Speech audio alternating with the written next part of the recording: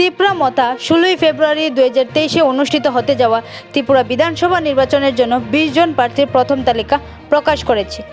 ত্রিপুরা উপজাতি অঞ্চল স্বায়ত্তশাসিত জেলা পরিষদের ডেপুটি সিইএম অনিমেষ দেববর্মা এসটির জন্য সংরক্ষিত আশারামবাড়ি আসন থেকে প্রতিদ্বন্দ্বিতা করবেন এবং বৃষকেতু দেববর্মা, যিনি প্রথম বিজেপি আইপিএফটিকে জোট ছেড়ে ত্রিপুরা মাতায় যোগ দিয়েছিলেন, তিনি সিমনা আসন থেকে প্রতিদ্বন্দ্বিতা করবেন। ত্রিপুরা আদিবাসী আঞ্চলিক দল ত্রিপুরা মতা তার প্রথম বিধানসভা নির্বাচনে একা লড়বেন।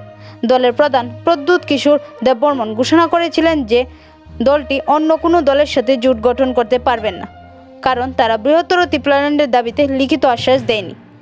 কংগ্রেস থেকে প্রস্থান করার পর দেববর্মন দ্বারা প্রতিষ্ঠিত ত্রিপুরা মতা বিজেপি এবং বাম কংগ্রেস উভয় জোটের জন্য একত্রিত হয়েছিল, কিন্তু তিনি বজায় রেখেছিলেন যে দলটি একটি অংশীদারিত্ব দৃঢ় করবে না। যাই হোক, মতা শনিবার ঘোষিত প্রথম তালিকায় এসটি সংরক্ষিত আসনগুলির মধ্যে মাত্র 12টির জন্য প্রার্থী রয়েছে। অন্য 8টি আসনের মধ্যে 2টি এসসি সংরক্ষিত আসন এবং 6টি অসংরক্ষিত আসন রয়েছে। Bureau report, spotlight.